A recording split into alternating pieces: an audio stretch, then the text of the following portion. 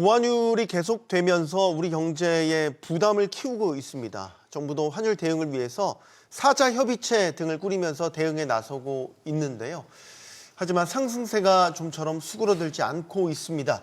자, 이런 가운데 개인들의 해외 주식 투자를 원인으로 지목한 당국자들의 발언에 여론마저 싸늘해졌습니다. 내년에도 달러 원 환율이 1,400원대에 머물 것이라는 전망이 나오고 있는데 자, 안정시킬 방법은 없는지 지금부터 다시 한번 이야기를 나눠보겠습니다. 함께해 주실 분들 소개해드리죠. 숙명여대 경제학부 강인수 교수 나오셨고요. 고려대 국제학부 최우진 교수, 동국대 국제통상학과 현정환 교수 나오셨습니다. 안녕하십니까? 네, 안녕하세요. 용감한 토크쇼 직설은 SBS BG 뉴스 앱과 유튜브에서 실시간으로 시청할 수 있습니다.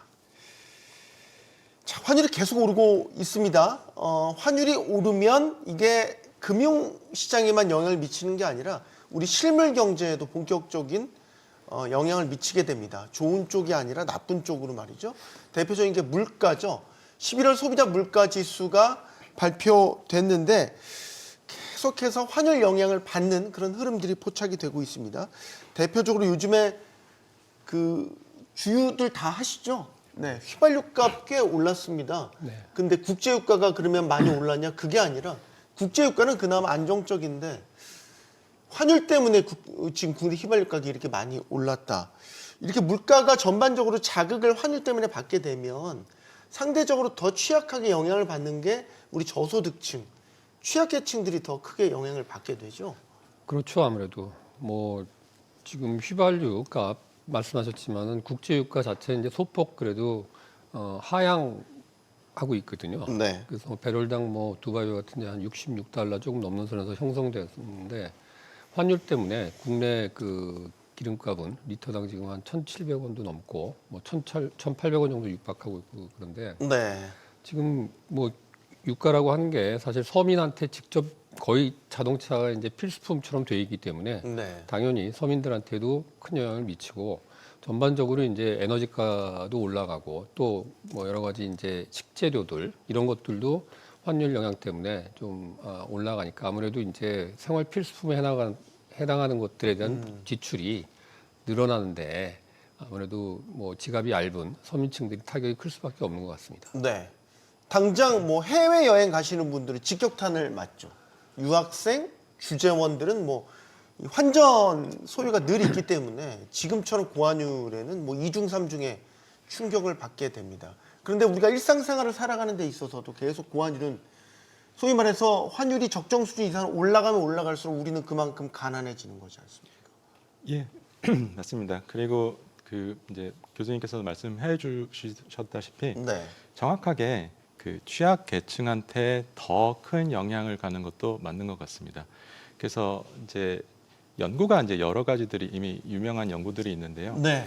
그 이제 그 소득 분위기가 하위 계층인 경우에는 전체 소득에서 상대적으로 소비재, 준내구재의 비중이 높고 아무래도 소득계층의 상위 계층은 서비스 분야에 지출이 높은데 즉 여가 생활을 한다던가 문화 생활을 한다던가 이러한 서비스 분야에 지출이 높은데 이 분야는 환율에 직접적인 영향을 받는 것은 아니고 그리고 뭐 신발이라든가 의류라든가 말씀하셨던 유가라든가 이런 부분들은 정확하게 수입되어 오는 지점에서 환율의 영향을 1차적으로 맞는 부분인데요.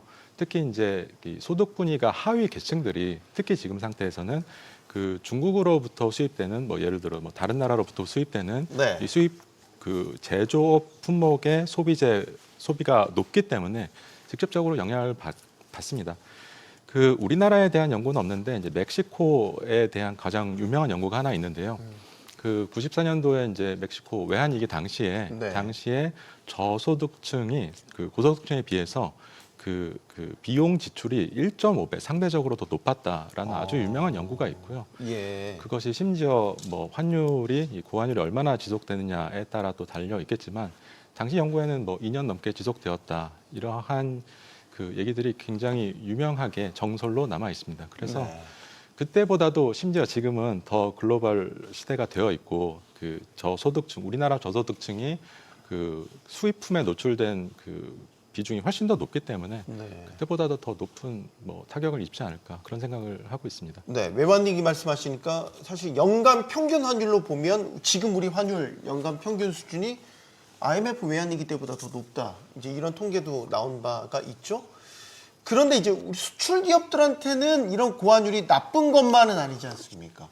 수출하는 데 있어서 가격 경쟁력을 좀 더 안고 수출할 수 있으니까 수출이 늘어나는 거 아니에요? 그러면 수출 기업들한테는 어느 정도 이거 고환율은 환경이 좋은 상황 아닙니까?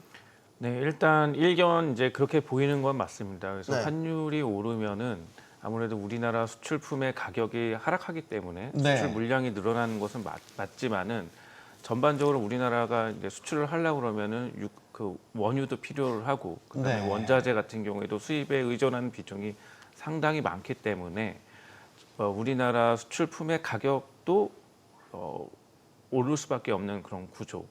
그렇기 때문에 반드시 환율 상승이 장기적으로는 수출에 긍정적이다 이렇게 많은 이제 평가를 할 수는 없습니다. 이게 원가 부담이 이제 올라가길래 네. 수입 물가가 비싸지니까 네, 맞습니다. 원자재 수급하는 데 있어 가격이 비싸진다. 예, 맞습니다. 그럼 이제 플러스 마이너스 할 거 아니에요? 네네.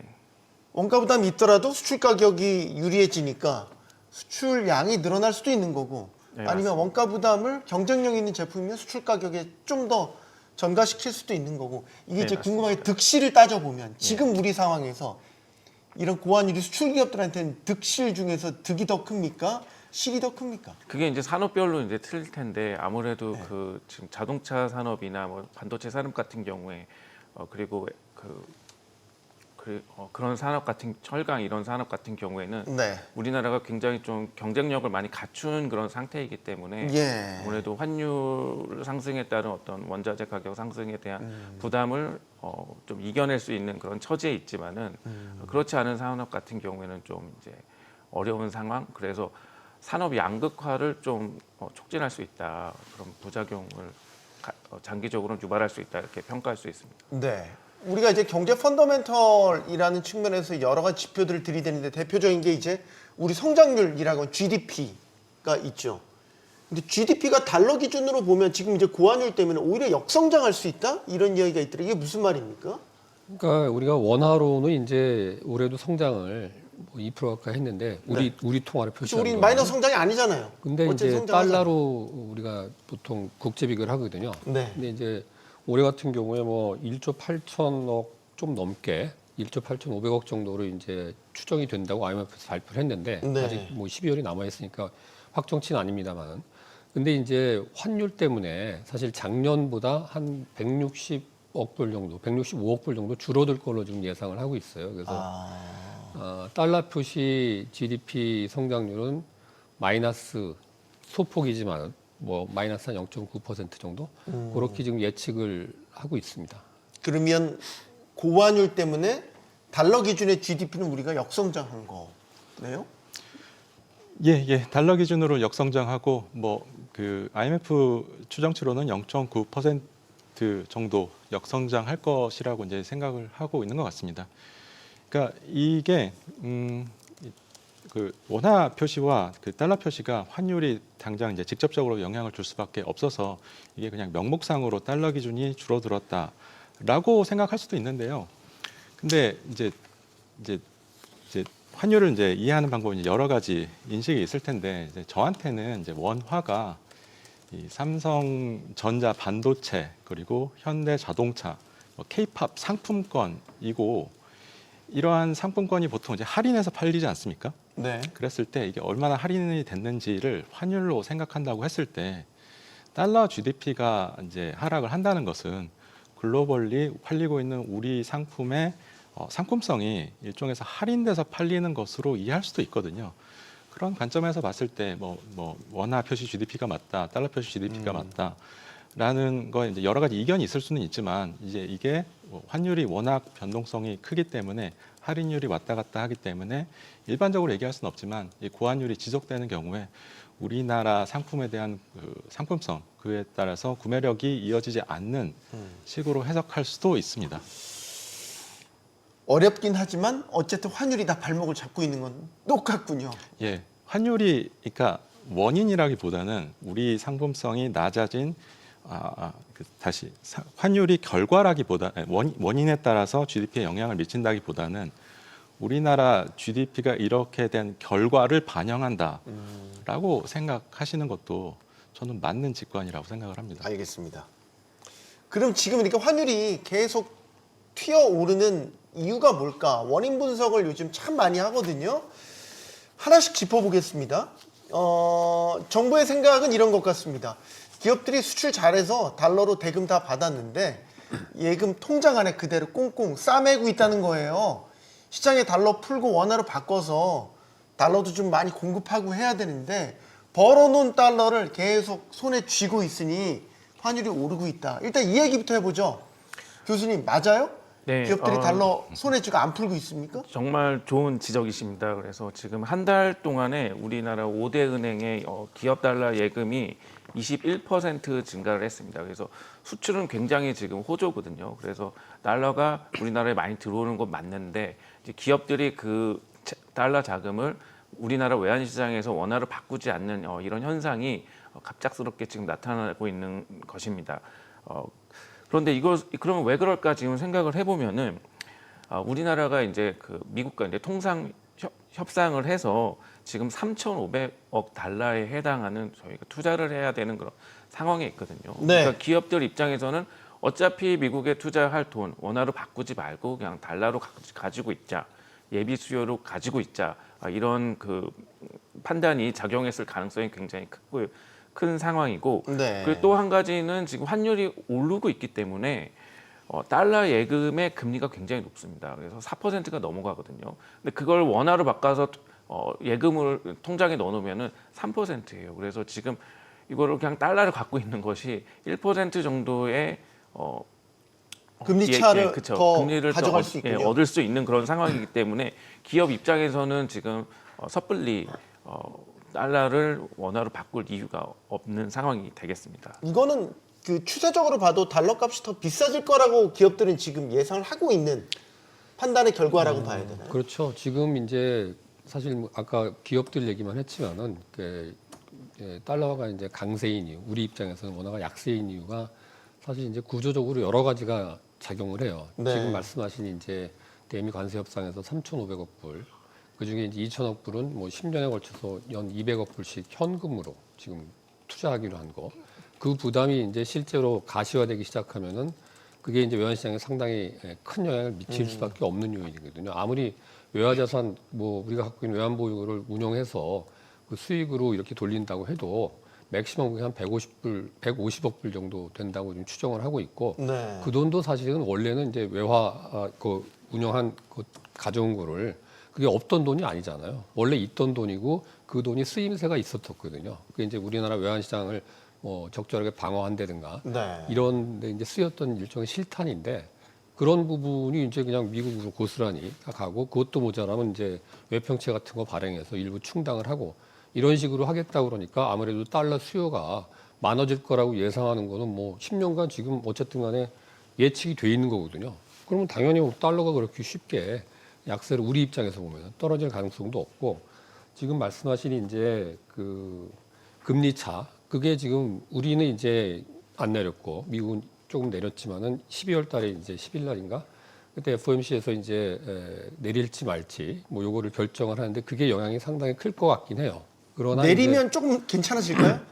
조금 괜찮아질 거로 예상을 하죠. 아무래도 금리 차가 줄어들면은 지금 금리가 역전된 상태인데 미국이 더 높거든요. 한 네. 1.5% 정도.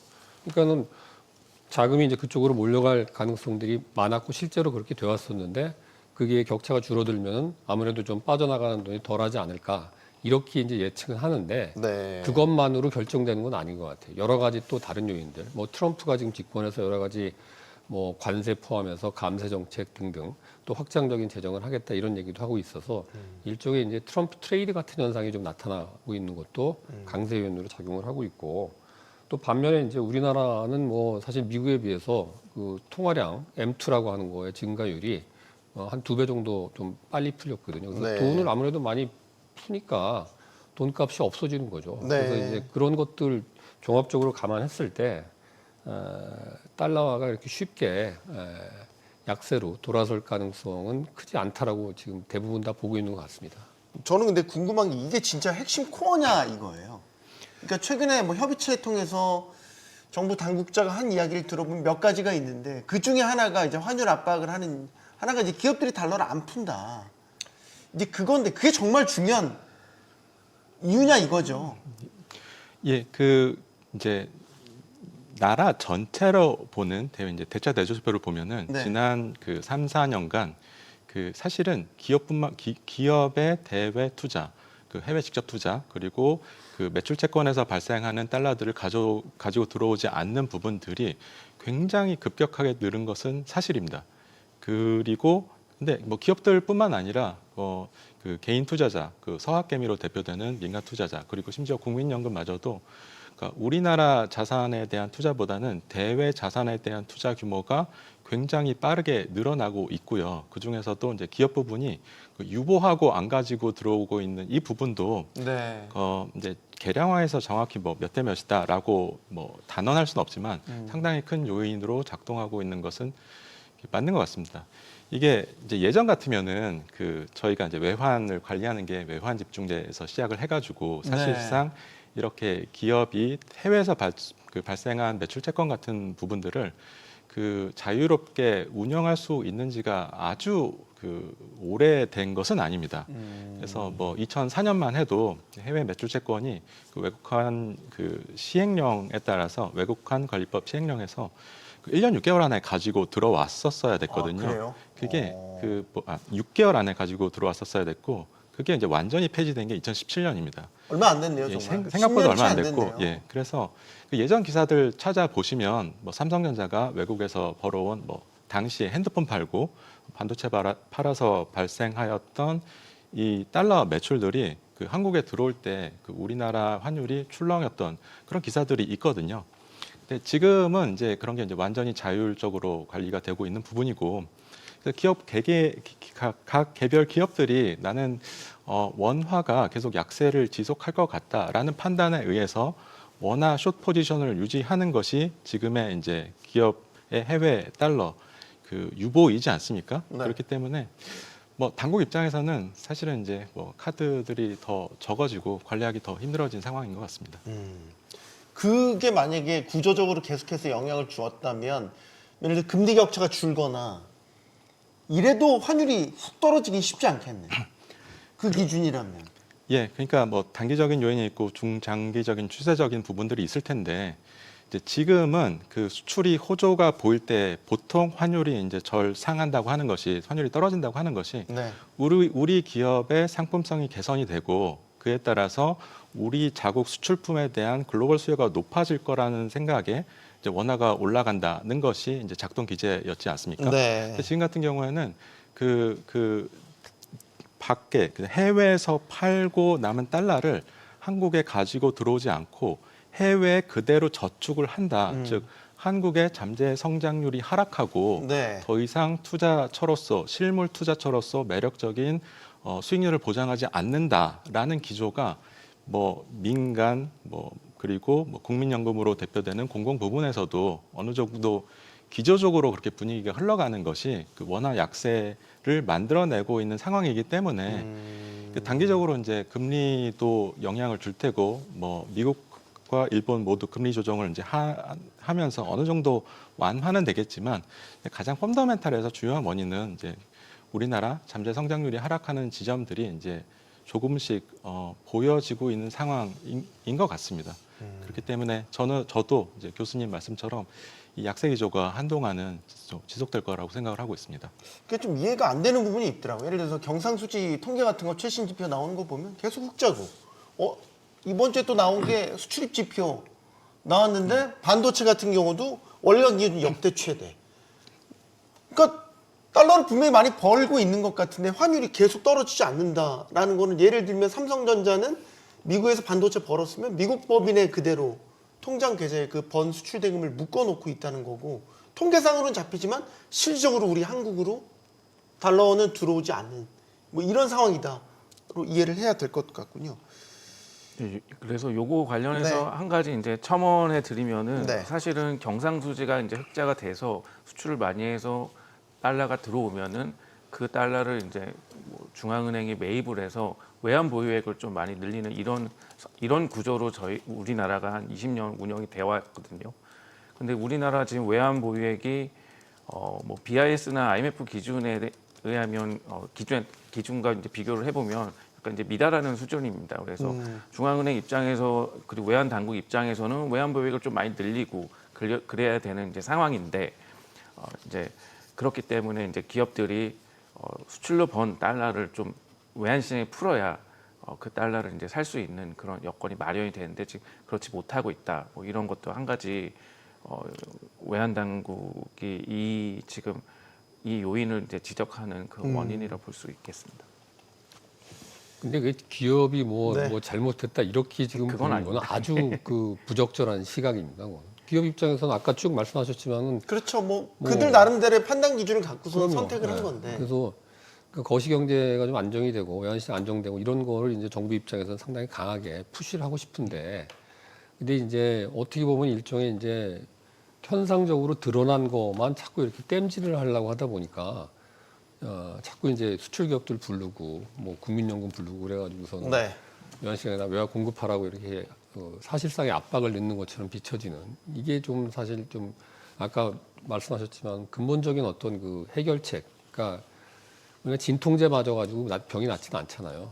그러니까 치료를 제대로 받아야 되는데 네. 치료는 이제 별로 그런 언급이 없어요. 아까 잠재 성장률 포함해서 우리나라의 어떤 매력도나 이런 걸 높일 수 있는 방안 같은 것들이 그런 게 자꾸 좀 뭐 어렵더라도 시간이 걸리더라도 그런 얘기를 하면서 이제 그쪽 방향으로 좀 이끌어 나가야 되는데, 지금은 일단은 그냥 그 달러가 부족하니까 환율이 1,500원 넘어가면 어떻게 하냐, 너희 가지고 있는 돈 내놔라, 뭐 이런 식으로 이제 물어붙이면은 그게 이제 이게 나중에 뭐 환차선이 난다든가 이럴 수도 있는데, 그럴 네. 경우에 이제 책임은 또 뭐 정부가 지는 건 아니거든요. 그러면 이제 기업 입장에서는 뭐 열심히 외국에다가 반도체가 됐건 뭐가 됐건 팔아가지고 돈을 벌었는데 또 미국에다 투자는 또 뭐 엄청나게 해야 되고, 그러면은 여기서 바꿨다가 다시 또 바꿔서 나가려면 이중으로 그게 지금 비용이 드는 상황이 될 수도 있기 때문에 네. 상당히 이제 어떻게 보면 좀 보수적으로 환관리를 기업들 입장에서는 지금 하고 있는 것 같습니다. 미국 주식들 다 갖고 계십니까? 요즘에 또 정부가 지적하는 것 중에 하나가 이제 서학개미들의 해외 투자가 너무 많아져서 이것도 환율을 올리는 이제 자극하는 요인이다. 이제 이런 취지로 발언을 한 게 또 논란이 되기도 했습니다. 여기에는 얼마나 공감하시는지 최 교수님. 정말 이게 심각한 걸까요? 그러니까 뭐 방금 또 말씀드렸다시피 네. 규모로 봤을 때 이제 규모가 이 시기에 따라서 뭐 국민연금이 더 많이 나간 때도 있고 성학개미들로 대표되는 이제 민간 투자자들이 해외에 그 리스크는 있지만 수익률이 높은 자산으로의 투자로 나간 부분들이 그 더 높은 시기도 있었습니다. 그렇기 때문에 전반적으로 봤을 때 이게 제가 말씀드리는 뭐 규모가 거의 GDP의 뭐 10%, 15%에 해당하는 규모이거든요. 네. 그 지금 이제 대조표를 봤을 때 뭐 기업의 직접 투자라든가 뭐 주식, 채권, 외환 보유액, 은행 부분이 모두 대외 순투자자로 돌아섰습니다. 그것이 23년, 24년, 25년에 일어났던 상황들이거든요. 그렇기 때문에 이러한 과정에서 이제 성학개미들이 그 일정 부분 어느 정도 이러한 환율의 절하 압력을 만들어내는 그 자본이 나가는 방향으로 작동했던 것은 맞다고 생각이 됩니다. 정량적으로 그렇게 보일 수밖에 없고요. 네. 다만 지난번에도 이제 말씀을 드린 적이 있는데 이제 우리나라가 대외 자산 관리를 굉장히 못하는 나라였거든요. 그래서 심지어 매년 이제 경상수지로 벌어들이는 달러를 재테크를 못 해가지고 다 뭐 날려버리는 식의 운용이 거의 10년, 15년간 지속이 됐었었는데 이 그 수익률이 높은 그리고 사후적으로 굉장히 성공적이었던 미국의 주식 투자를 했던 서학개미들이 이러한 대외 자산 포지션을 어느 정도 그 아주 부정적이지 않고 긍정적으로 밀어 올리는 힘을 했던 것도 사실이거든요. 그렇기 때문에 뭐 여러 가지 이제 득실이 있는데 이제 정부 당국에서도 이제 하는 총재나 이제 부총리께서도 이것이 이제 우려된다는 것이 근본적으로 그 방향을 막겠다라고 이해하기보다는 기조적으로 KDI에서도 최근 보고서가 나온 바가 있습니다. 수익률이 높은 해외 투자 자산을 활용할 필요가 있다라는 보고서가 나온 적이 있고 이런 부분에 모든 관료나 한국은행이나 기조적으로 동의는 하되 급격한 원화 절하에 따른 충격 같은 부분들은 조금 이제 완화해서 보자 이 정도 수준으로 이해해야 되지 않을까 싶습니다. 근데 이제 정부는 증권사도 불러서 실무회의도 했고 그럼 뭔가 이제 조치할 것 같다. 그럼 아까 교수님 말씀하셨던 진통제 처방을 또 여기에도 거의 왠지 그런 할 것 같습니다. 같은. 네. 그러니까 뭐 예를 들면 장 초반에 뭐 9시에 이제 주로 이제 환전을 많이 하는데 환전에 수요가 그거를 몰리니까 분산해라. 분산시켜라 뭐 예를 들면 이런 거 그게 이제 일시적으로 이렇게 확 몰리는 거를 좀 분산시키는 효과는 있겠지만은 마찬가지로 어차피 바꿔야 될 돈인데 그게 약간의 이제 이렇게 좀 스프레드하는 이런 효과는 있을 수 있을지 몰라도 그렇게 한다고 해서 지금 뭐 근본적인 게 달라지는 건 아니거든요. 그래서 정부 입장에서는 어쨌든 간에 뭔가를 해야 될 것 같고 뭐 이런 약간의 조바심도 좀 작용하는 거 아닌가 뭐 그런 생각이 좀 듭니다. 한편으론 그렇게 만약에 이런저런 견제책을 두게 되면 사실 이제 세금 해외 주식 양도세 강화 뭐 이 얘기 나왔다가 또 다들 막 화들짝하고 굉장히 큰 논란이 빚어졌죠. 그렇게 되면 그럼 해외 주식 투자 덜 해서 환율 오르는 거 좀 덜한가?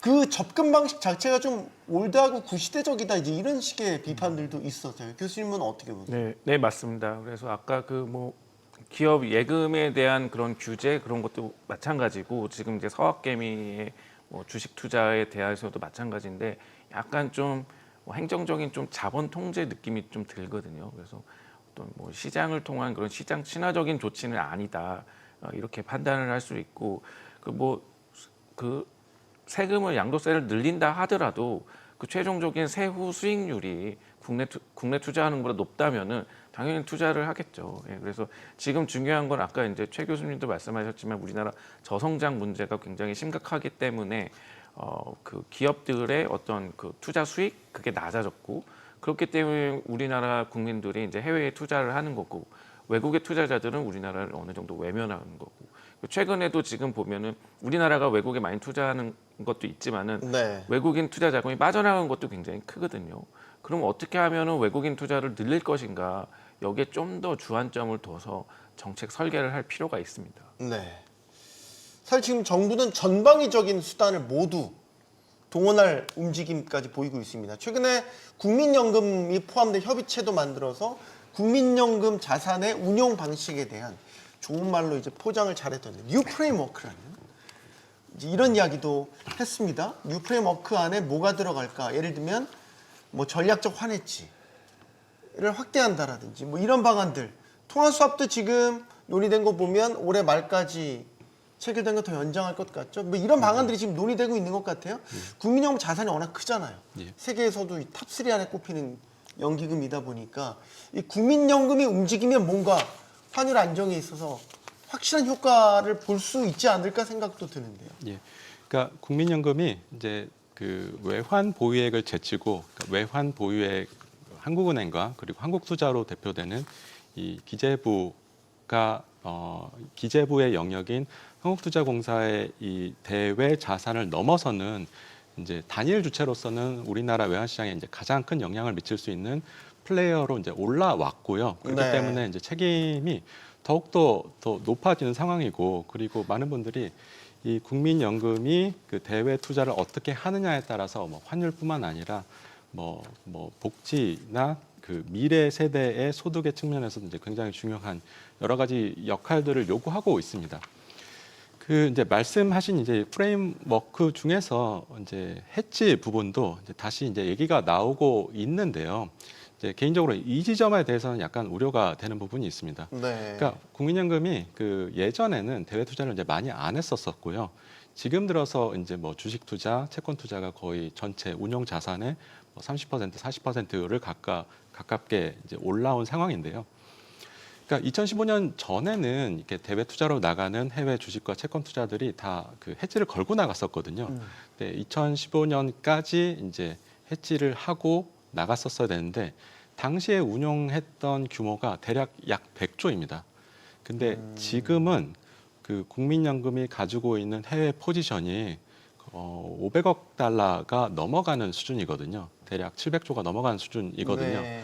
그렇기 때문에 이 규모가 생각해 보시면은 거의 작은 나라 하나의 GDP입니다. 그러네요. 그러니까 뭐 말레이시아 GDP인데 그러니까 이것을 이제 그 시장에서 받아줄 수 있는 그 해치를 반대 사이드에서 포지션을 스퀘어시켜서 받아줄 수 있는 기관이 크게 없습니다. 그래서 뭐 간단하게 추정을 해봤는데 우리나라의 원화가 전체 FX 시장에서 차지하는 비중이 대략 2% 정도 되거든요. 네. 그리고 글로벌 투자 은행들의 이 그 FX 관련 그 파생 상품 잔액 규모가 약 2%를 곱해서 대략의 우리나라의 원화 그 해지 수단을 받아줄 수 있는 해외 투자자 규모를 추산을 해봤을 때 뭐 대략 지금 현재 많이 잡아봐야만 200조 규모가 아닌가 싶은데 지금 뭐 500조가 넘어가는 뭐 다 하지 않는다 하더라도 이 규모를 받아달라고 시장에 들어오면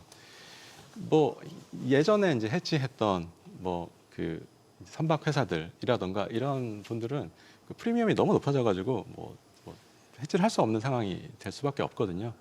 그래서 이러한 논의가 이제 환율이 이제 그 굉장히 변동성이 심한 상황에서 그리고 그 고환율 기조로 가는 상황에서 여러 가지 테이블에 나와서 논의될 수 있는 아젠다는 맞는데 이 정도 규모는 그냥 차라리 그냥 고정환율제를 하는 것이 맞다. 고정환율제요? 예, 우리 고정환율제 못 하지 않아요? 고정환율제가 아니죠. 고정환율제가 아니죠. 아닌데 500조를 해치해서 나간다라고 하는 것은 그럴 바에는 차라리 그냥 고정환율제를 난다. 테이블에 올려놓으셔야 하는 것 같은데요. 라는 뭐 것입니다. 말할 정도의 규모라는 여파가 것입니다. 있을 예, 거다라는 예, 거. 예, 우리 예. 이제 환해지라는 게 좀 어려운 개념이긴 하지만 환율이 일정 수준 이상으로 올라가게 되면 기준 환율을 정해놓고서 그 이상으로 올라가면 선물환이라고 예, 해서 예. 미리 정해놓은 가격으로 매도하는 거잖아요. 예, 그러니까 추후에 있을 환율의 변동성을 제거해서 리스크를 스퀘어시켜서 그러니까 해치를 해가지고 네. 환율 변동에 따른 수출 대금 다시 그 국민연금의 자산 운영의 규모가 왔다 갔다 하지 않게 하자는 것이 취지지 않습니까? 네. 그러면은 그게 고정 환율제 취지하고 맞거든요. 그래서 뭐 조금 볼드한 주장이긴 합니다만, 네. 그러니까 중국 위안화 같이 예, 반고정으로. 그러니까 이게 그러니까 국민연금 해지한다는 것이 결론은 쉬운 일은 아니다. 그 국민연금 정도 되는 플레이어면은 개인이 어디 가서 해지하는 것과는 차원이 다르다. 나라의 그 GDP의 4분의 1 되는 규모를 해지하려고 들어가는 것이다. 그렇기 때문에 그 현실적으로 구현이 아주 쉽진 않고 뭐 어느 정도 이제 뭐 일부 부분 한다던가 그래도 이제 다른 해지를 수요하는 뭐 아까도 말했지만 상선이라던가 이런 부분들의 충격은 꽤 있을 것으로 생각이 됩니다. 해치를 하는데 사실 이제 지금 규모 자체도 워낙 크기 때문에 제대로 하기도 어렵고 뿐만 아니라 이제 지금 2014년까지 하다가 그 이후에 이제 안 하고 있거든요. 우리 안 했던 건 아닌데 그때 이제 국민연금에서 했던 얘기가 그렇게 하니 이게 수익률 관리가 안 돼서 그리고 이제 어떻게 보면은 국민연금 같은 경우는 상당히 이제 장기 투자를 하거든요. 네. 단타를 안 해요. 뭐 네, 네. 하루에 사고 팔고 이런 걸 안 하기 때문에 환율 변동이라고 하는 게 이제 자주 움직이기 때문에 그런 변동성이 커지면 한두 달 내에 막 큰일 날 것처럼 엄청난 손해가 날 것처럼. 근데 좀 길게 보면은 국민연금 같은 경우는 나름대로 어떤 가이드라인이 있습니다. 이 자산을 배분하는 뭐 몇 퍼센트 정도 이렇게 약간의 그 여유는 있지만 5% 내지 뭐 3% 이런 식으로 건 있는데 근데 그럼에도 불구하고 이제 해지를 지금 정부에서 뭐 지금 생각하는 식으로 할 경우에 사실상 이제 어떻게 보면은 고환율이 지금이 이제 타이밍이 되게 중요하거든요. 네. 그거에서 손해를 안 보려면은 지금 해가지고서는 환율이 떨어져 줘야 되는데 만약에 안 떨어지면은 그러면 이제 환차손 같은 게 오히려 더 지금 환차 이익을 보고 있는 상태거든요. 국민연금 그게 상당히 큰데 옛날에 자연 해치를 했던 이유도 수익률 관리 차원에서 보니까는 길게 보면 우리가 단타 매매하는 것도 아닌데 결국에는 펀더멘털이 좋고 이런 거 중심으로 해서 투자를 하고 길게 끌고 가고 그리고 국민연금의 이제 지급이 본격화되는 시점 네. 그게 사실이 이제 앞으로 한 20년 정도 있어야지 이제 기금이 규모가 줄어들고 이렇게 되니까 그때 가서 많이 매도를 한다 그런 거거든요. 근데 지금 그 해치 같은 경우는 몇 달 앞에 환율 변동을 두고 나서 이제 미래 불확실성을 제고해서 선물한 매도하고 이런 걸 하는 거기 때문에 어떻게 보면 그 호라이즌도 안 맞아요. 그러니까 그때 가서 많이 매도해서 만약에 환율이 바뀌어서 환차손을 보게 되는 걸 방지하기 위해서 해지를 지금 해야 된다라는 게 저는 그렇게 크게 와닿지는 않더라고요. 현 교수님도 네, 비슷한 생각이세요? 근데 저도 뭐 전적으로 동감합니다. 그래서 국민연금 같은 경우에는 굉장히 보수적으로 그리고 어느 정도 이제 포트폴리오를 정말 적절하게 구성을 해서 그 보수적으로 해서 수익률을 일정 수익률을 목표로 해서 그 수익률을 내야 되는 그런 기금이거든요. 네. 그래서 국민을 위한 정말 그 연기금인데 그 연기금을 어떤 환율 정책 수단으로 이용한다라고 하는 것은 굉장히 잘못된 발상이다. 그래서 정말로 정부가 어떤 기금을 활용을 해서 환율을 안정화시키고 싶다면은 뭐 외평채 기금이나 아니면 다른 특수 목적 기금을 만들어서 그 정책 수단으로 활용하는 게 맞다. 이렇게 볼 수 있습니다. 아까 저희가 그 M2 시중 통화량을 가지고 이제 이야기를 잠깐 강 교수님 해주셨잖아요. 네. 그러니까 우리가 예를 들어서 코로나 기점으로 재정이 확 늘고 뭐 했던 것들이 이제 시중에 우리 광의 통화라고 하지 않습니까? 통화량이 늘어나면서 구조적으로 보면 달러 비교해도 우리가 통화량이 월등히 많이 늘어나면서 달러와 원화의 가치를 비교했을 때 우리가 계속 떨어질 수밖에 없다. 그 구조적인 원인 아까 짚어주신 네. 거죠. 그 부분을 좀 자세히 설명을 해주실까요? 뭐 그냥 쉽게 얘기해도 그러니까 돈을 많이 찍어내면은 돈값이 떨어지는 거는 뭐 근데 달러도 당연한 많이 거거든요. 풀었잖아요. 달러보다 더 많이 풀었다니까요. 그러니까 속도가 이게 증가하는 속도 자체가 빠르기 때문에 물론 이제 절대 규모로 보면 달러하고 우리하고 비교가 안 될 정도로 달러 금액이 큰 거는 맞지만은 체력에 비해서 그렇죠. 우리가 많이 체급에 풀었다는 비해서 거예요? 이제 우리가 너무 그 우리나라 원화는 이제 기축 통화도 아니기 때문에 사실은 이제 여러 가지로 그렇게 이 통화를 증발을 했을 때 네. 원화 가치 방어가 좀 안 될 수 있는 가능성은 좀 커지는 것 같거든요. 그래서 뭐 그게 다는 아닌데 네. 우리가 이제 재정이나 뭐 통화 정책 이런 거를 좀 완화적으로 확장적으로 이렇게 할 필요가 있을 때는 해야 되겠지만은 근데 이제 그게 그것만 한다고 해서 그걸로 끝나는 게 아니고 이제 사이드 이펙트가 부작용이 이제 생기는 부분이 있을 수 있는데 그런 네. 것 중에 하나가 이제 돈이 너무 많이 풀리면은 우리나라 돈 값어치가 떨어져서 지금 환율이 지금처럼 뭐 급박한 위기 상황이 아님에도 불구하고 뭐 1,500원을 넘보는 이런 수준까지 지금 이게 지금 한 2달 넘게 지속이 되고 있는 상황이거든요. 1,400원대에서 왔다 갔다 하는 게 그러니까 이렇게 오랜 뭐 2달이 뭐 아주 긴 기간은 아니라고 할 수도 있지만 그래도 1,400원이 넘는 수준에서 장중에 1,485원 정도까지 올라간 적도 있는데 정부가 여러 가지 형태로 약간의 뭐 구두 개입 비슷하게 하고 그랬음에도 불구하고 오늘도 안 떨어지거든요, 환율이.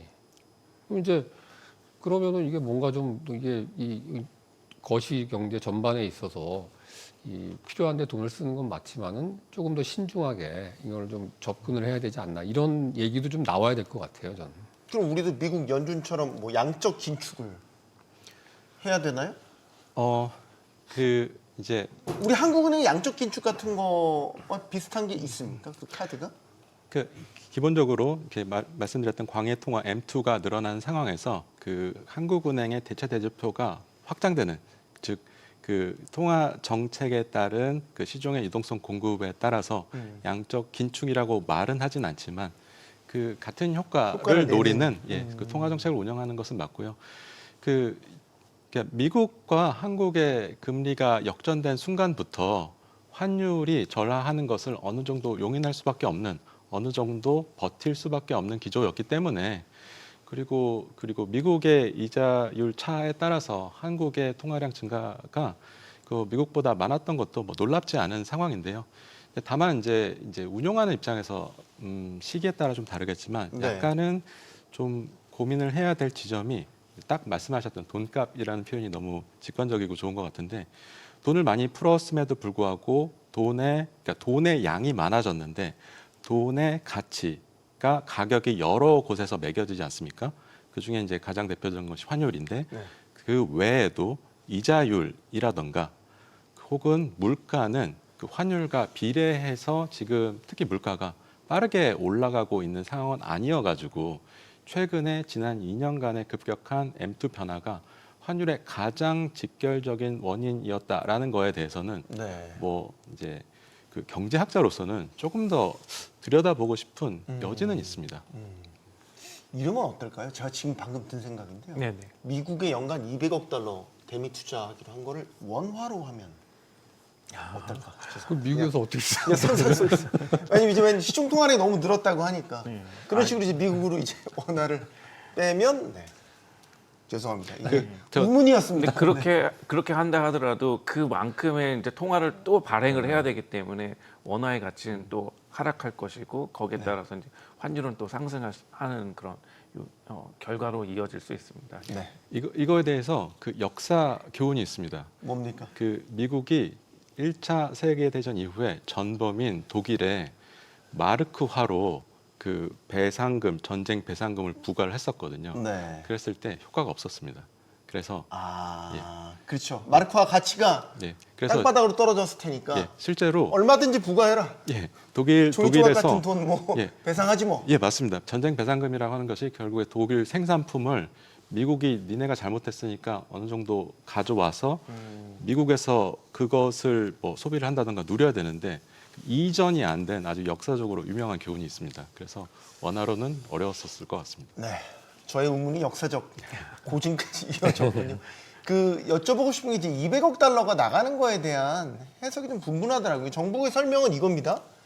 이게 이제 순수 200억 달러를 잔고에서 빼서 가는 게 아니라 우리가 1년간 예를 들어 외화 자산을 가지고 운영해서 나오는 수익으로 상당 부분을 대체하는 거기 때문에 우리 실질적으로 외환시장에 큰 부담이 없다라는 게 정부 설명이었거든요. 근데 이제 관세 협상 타결된 이후에 이제 환율이 본격적으로 뛰기 시작했단 말이죠. 그러면 정부의 어떤 설명과는 좀 반대 방향으로 가는 환율 흐름이 보이고 있다는 말입니다. 그러니까 연간 200억 달러에 대한 부담을 우리 외환 시장이 얼마나 느끼고 있는지가 궁금해요. 이건 현 교수님께 먼저 여쭙겠습니다. 아 예. 그러니까 200억 달러라고 하는 그 규모는 우리나라 외환 보유액이 4,100억 달러. 그래서 200억 달러는 한 5% 정도가 됩니다. 그래서 엄청나게 큰 규모라고 우리가 볼 수가 있고요. 그 200억 달러가 10년 동안 계속해서 차곡차곡 나가야 되는 그런 상황. 그래서 10년이면 굉장히 장기라고 우리가 볼 수가 있거든요. 그래서 장기적으로 200억 달러씩 외환이 빠져나가야 되는 그런 상황. 근데 말씀하셨듯이 이 200억 달러를 외환 보유액의 어떤 운용 수익으로 창출을 하려고 그러면은 네. 외환 보유 운영이 5%에 해당하는 수익을 매번 얻어야 되는 거예요. 그리고 그 5%만큼 원래는 외환 보유액이 차곡차곡 쌓여야 되는데 그러지 못하고 계속 빠져나가는 상황입니다. 5% 정도 늘 그렇죠. 수익을 내야 됩니까? 예. 그런데 아까도 말씀드렸듯이 지금 우리나라 외환 보유액 규모가 뭐 세계 10위 정도 된다라고 하지만은 우리나라 GDP나 어떤 국제적인 기준에 비하면은 지금 상당히 좀 못 미치는 그런 수준이거든요. 그래서 이 전반적인 상황을 이제 놓고 본다라고 하면은 네. 장기적으로 환율이 상승하거나 아니면 최소한 하락은 하지 않을 거다. 좀 높은 수준을 머물 거다. 이런 이제 예측이 가능하고 지금 시장도 이런 예측에 기반해서 지금 어떤 판단을 하고 있다. 그렇게 생각할 수 있습니다. 결국은 200억이라는 부담 계속 누적해서 안고 있는 상태인 그렇죠. 것 같네요. 네. 지금 외환 시장이 말이죠. 그리고 200억이 그냥 없던 돈이 갑자기 여기서 생겨서 그걸 주는 게 아니라니까요. 원래도 그 외화자산 운용을 해서 네. 발생한 아까 말씀하셨잖아요. 그 돈이 이제 원래 이제 쌓여야죠, 이렇게. 쌓여야 되고 외환 차곡차곡 쌓여야 그 되는데. 방어하는데도 좀 일부 쓰이고 뭐 일부 쌓이기도 하고 이런 식으로 됐던 돈인데 지금 당장에 이제 외환 시장에 지금은 없는 돈이고 이제 수익 운용을 통해서 창출된 미래의 돈이기 때문에 네. 마치 이제 아닌 것처럼 지금 없으니까 이렇게 얘기는 할 수 있겠지만 이제 실질적으로는 사실은 뭐 외환 보유에 영향을 주고 환율에 영향을 미칠 수밖에 없는 뭐 그런 상황인 것 같습니다. 네. 결국 200억 달러를 주기로 한 거는 우리 외환 시장에 구조적인 부담이 될 수밖에 없다라는 게 대체적인 분석이신 것 같고, 하지만 이게 우리 잘못은 아닙니다. 미국의 그분 때문에 촉발된 이런 사태이기 때문에 어쩔 수 없는 면도 분명히 있는 거죠. 자, 이런 가운데 이제 해외 변수를 한번 짚어보면 우리가 우려했지만 좀 잠재 수면 아래로 가라앉아 있다고 생각했던 일본의 금리 문제가 또 부상했습니다. 일본 중앙은행이 지금 금리를 올릴 것 같은 포지션을 취하고 있습니다. 많이 금리를 올린다고 가정해 보죠. 그럼 이제 어떻게 우리랑 상호작용이 일어날 수 있을까요? 지금 시장에서 엔캐리 트레이드를 또 걱정하기 시작했습니다. 예. 그래서 저는 일본 중앙은행이 금리를 이제 인상한다고 했을 때 어찌됐건 이러한 부분들이 우리 그 환율에 긍정적으로 환율이 이제 절상하는데 긍정적으로 영향을 줄 수 있을 것이라고 봅니다. 약간 동조화되니까요. 예, 예. 그러니까 일본 엔화하고 우리 원화하고 동조화되었다는 그 에피소드들을 많이 접해 보시지는 못하셨었을 거예요. 그 제가 뭐 KBS에 일했던 때라던가 2010년 후반때라던가 이때는 그 위안화와 우리 환율이 동조화되는 경향성이 굉장히 높았고 실제로 그 글로벌 투자자들이 우리나라와 중국 시장 같이 묶어서 들어오고 나갔고 했던 경향성이 굉장히 높았습니다. 네. 근데 지금 가장 최근에 1, 2년 동안 이제 일본과의 동조가 굉장히 높아졌는데요. 그 이제 사나이 총리가 부임을 하면서 아베 노믹스를 이제 계승을 할 거다.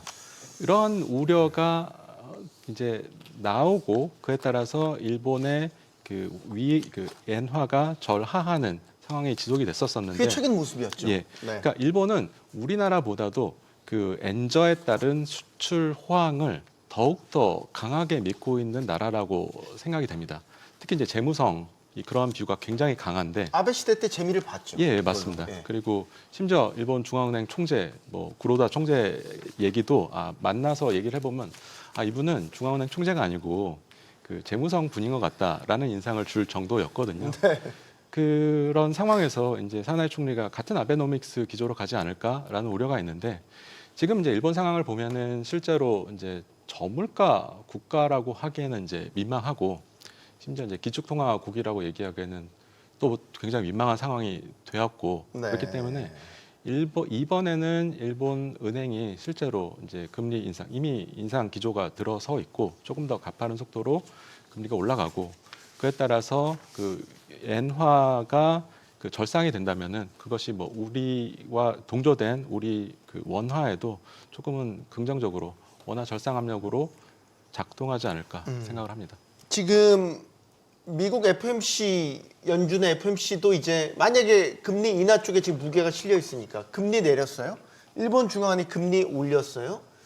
이렇게 되면 이제 지금 환율의 수준이 우리가 걱정했던 1,500원 육박하는 이 수준에서는 조금 한숨을 돌릴 수 있는 수준까지 떨어지지 그럴 않을까 가능성이 이제 뭐 이런 있습니다. 생각을 해보면 어떻게 네. 생각하세요? 저는 그렇게 생각합니다. 그러니까 실제로 일본이 올려주고 미국은 내려주고 그러면 이제 아무래도 우리나라 외환 시장 사정이 조금은 긍정적으로 좀 예를 안정화될 들면 수 그러면 1,400원 밑으로 예를 들면 1,400원 1,300원 밑으로 후반대 그거까지는 아닌 것 같아요. 모르겠어요. 그러니까 이제 정확하게 예측하기는 어렵지만은 지금이 뭐 한 1,470원 정도 되니까 지금 뭐 FOMC가 한 열흘도 안 남았거든요. 네. 열흘 정도 있다가 한 거의 뭐 한 7, 80원 정도가 떨어질 거다라고까지 보기는 좀 힘들지 않나 싶습니다. 그래서 좀 1,400원대 뭐 한 초중반 정도 이 정도 1,400원 초중반대. 희망적으로 뭐 그 정도 다른 변수가 없다면은 네. 그 두 가지만 좀 발생한다면은 이제 그 정도 영향이 있지 않을까 싶습니다. 현 교수님은 어떻게 보세요?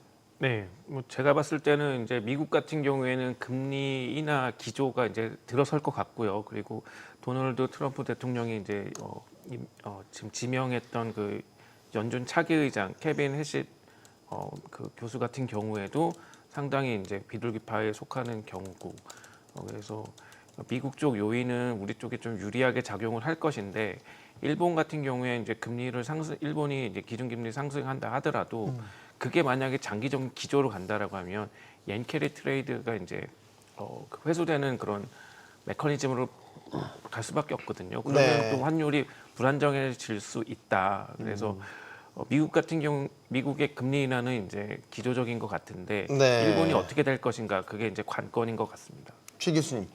1,400원 초반대까지만 떨어져도 좀 뭐가 될까요? 예. 당장 급한 위기는 좀 넘기는 것 아닌가 이제 어느덧 그런 수준까지 갔네요. 예. 그러니까 1,400원대 초반까지만 해도 제가 그 연락이 안 되던 뭐 사업하는 지인들이 전화를 많이 주세요. 그래요? 환율이 환율 높아서 걱정 너무 때문에? 힘들다고.